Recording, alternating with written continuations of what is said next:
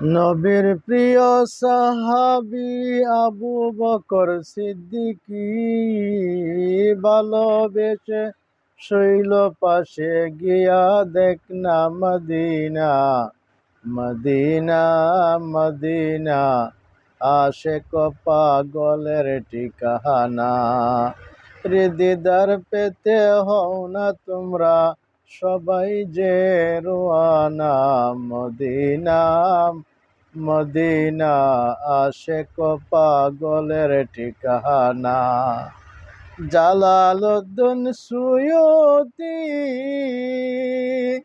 ওরে Jalaluddin Suyuti ৭৫ বার দেখল নবীজি, এত দেখার পরেও তাহার স্বাদ মিটল না মদিনা মদিনা আশেক পাগলের ঠিকানা বলো না মদিনা মদিনা আশেক পাগলের ঠিকানা আলহামদুলিল্লাহ আলহামদুলিল্লাহি নাহমাদুহু ওয়া নাস্তাঈনুহু ওয়া নাস্তাগফির ونعوذ بالله من شرور أنفسنا ومن سيئات أعمالنا من يهدي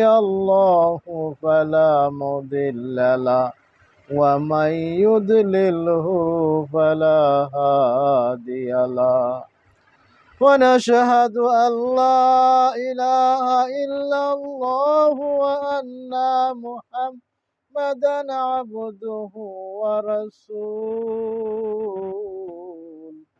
لا يؤمن أحدكم حتى أكون أحب إليه من والده وولده والناس أجمعين رواه البخاري أو كما قال عليه الصلاة والسلام إن الله وملائكته يصلون على النبي يا أيها الذين آمنوا صلوا عليه وسلموا تسليما اللهم صل على سيدنا مولانا محمد وعلى آل سيدنا মাওলানা মুহাম্মদ। নবী গো আমার উম্মতের পাগল আর সেতে গেলেন না, উম্মতের মায়ায় নবী শুয়ে রইলেন মদিনা। আল্লাহুম্মা সাল্লি আলা সাইয়্যিদিনা মাওলানা মুহাম্মদ ওয়া আলা আলি সাইয়্যিদিনা মাওলানা মুহাম্মদ। সমস্ত প্রশংসা ওই মহান রব্বুল আলামিনের দরবারে, যিনি তামাম জাহানের আশরাফুল শিকরিকাত আশরাফুল মুখলুকাত হিসাবে পৃথিবীতে আমাদেরকে প্রেরণ করেছেন। তাও শেষ করে নাই, শেষ পর্যন্ত আখিরি যমুনার নবী মুহাম্মাদুর রাসূলুল্লাহ সাল্লাল্লাহু আলাইহি ওয়াসাল্লামের উম্মত হিসাবে প্রেরণ করে দরাতে পাঠাইয়াছেন। ওই কারণে মহান রাব্বুল আলামিনের দরবারে শুকরিয়া জানাই গো আলহামদুলিল্লাহ। ভাইরা আমার, বাবাজিরা আমার গভীর মনোযোগ সহকারে শুনুন। আবু বকর রাদিয়াল্লাহু তাআলা আনহু পুরুষদের মধ্যে সর্বপ্রথম নবীজির হাতে হাত দিয়ে কালিমা গ্রহণ করে মুসলমান হয়ে পৃথিবীতে ইসলাম প্রচার শুরু করে দিলেন নবীর সঙ্গে। ভাইরা আমার, নবীজি হযরত আবু বকর রাদিয়াল্লাহু আনহুর কাছে একদিন বললেন, এ আবু বকর, জেনে রেখো তুমি কিন্তু আমার হিজরতের সাথী। এই কথা বলার পরে আবু বকর রাদিয়াল্লাহু তাআলা আনহু এই কথা নবীজির মুখের থেকে শোনার পরে তিনি আর রাত্রে ঘুমাইতেন না। কখন আমার নবী, কখন দয়ার নবী, কখন মায়ের নবী রাহমাতাল লিল আলামিন ডাক দিবে, আবু বকর রে, চলো আমরা এখন মদিনায় হিজরত করব। এই কথা শুনিয়া তিনি কি করলেন, সারা রাত্র একটু ঘুমাইতেন না, দরজার সামনে হেলান দিয়ে ঘুমাইতেন। কখন নবী আমাকে ডাক দিবে রে, কখন নবী আমাকে ডাক দিবে। যদি আমি ডাকে সজাগ না হই তাইলে নবীর সঙ্গে আমার বিয়াদবি হয়ে যাবে। এই চিন্তা করে সে কোনোদিন রাত্রে বিছনায় পিঠ লাগাইতেন না, সারাক্ষণ দরজার সামনে দাঁড়িয়ে থাকতেন। এমন একজন নবীর উম্মত, এমন একজন নবীর উম্মত আবু বকর রাদিয়াল্লাহু তাআলা আনহু। নবীজি যখন নবীজি তার সঙ্গে মদিনায় সফর করবেন, নবীজি বললেন, হঠাৎ করে একদিন রাতে আইসা, সকালে ভোরবেলা আইসা আবু বকর ডাক দিলেন, রে আবু বকর, ও আবু বকর। একটা ডাক দেওয়ার পরে সঙ্গে সঙ্গে আবু বকর রাদিয়াল্লাহু তাআলা আনহু জবাব দিলেন, ইয়া রাসূলুল্লাহ, ইয়া হাবিবাল্লাহ, নবী গো, আমি হাজির। তখন বলল, নবী গো, নবী তখন বলল, আবু বকর রে, তুমি কি রাত্রে ঘুমাও নাই? তুমি একটা তোমাকে ডাক দিছি, একটা ডাকের সঙ্গে সঙ্গে তুমি আমার যা ডাকের উত্তর দিয়ে দিলা। আবু বকর বললেন, খুদার কসম নবী গো, ইয়া রাসূলুল্লাহ, ইয়া হাবিবাল্লাহ, আমি আপনি যখন আমাকে বলে দিয়েছেন আবু বকর রে, তুমি আমার হিজরতের সাথী, সেদিন থেকে রাত্রে আমি আর বিছনায় পিঠ লাগাই না। কখন আপনি আমাকে ডাক দিবেন, ডাক দেওয়ার সঙ্গে সঙ্গে যদি আমি উত্তর না দেই, যদি আমার কেমন বিয়াদবি হয়ে যায়, তাইলে তো আমার জীবনে দুনিয়াও সব শেষ, আখেরাতে সব শেষ। নবী গো, আল্লাহ আপনাকে রিসালাত দান করেছেন, আল্লাহ আপনাকে নবুয়ত দান করেছেন, আল্লাহ আপনাকে শেষ নবী বানিয়েছেন। যদি আপনাকে রাজি খুশি না করা যায় গো নবী গো, তাইলে কবরে গিয়েও শান্তি পাওয়া যাবে না।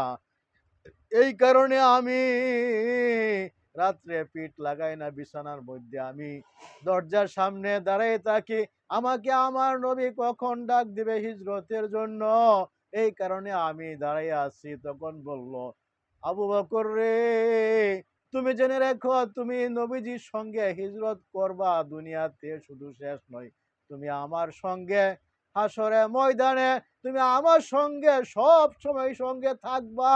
তুমি আমার প্রথম, আমার অনুসারী প্রথম, তুমি আমার হাতে হাত দিয়ে কালিমা গ্রহণ করেছ, আমার হাতে হাত রেখে বায়াত গ্রহণ করেছ। এ নবী, আল্লাহ পাক রাব্বুল আলামিন নবীজিকে এমন একটা পাওয়ার দিয়েছেন। আবু বকর রে বললেন, আবু বকর রে, তামাম জাহানের ইবাদতের সমতুল্য তোমার ইবাদতের মতো হবে না। নবীজিকে একদিন মা আয়েশা রাদিয়াল্লাহু তাআলা আনহু প্রশ্ন করলেন, ইয়া রাসূলুল্লাহ, ইয়া হাবিবাল্লাহ, দুনিয়াতে সবচেয়ে কার বেশি ইবাদত বেশি, কার বেশি আমল বেশি? নবীজি বললেন, আয়েশা রে, সবচেয়ে বেশি ইবাদত হইল হযরত উমরের। তো এই কথা শোনার পরে মা আয়েশার মুখটা একটু মলিন হয়ে গেল। মা আয়েশার মুখটা মলিন হয়ে দেখে, ইয়া রাসূলুল্লাহ, রাসূলুল্লাহ বলতেছেন, আয়েশা রে, তোমার মুখটা কেন মলিন দেখতেছি? মা আয়েশা বলতেছেন, আমি ভাবছিলাম যে আমার আব্বার কথা বলবেন, সবচেয়ে ইবাদতের কথা, উত্তম কথা, কিন্তু আপনি বলতেছেন উমরের কথা।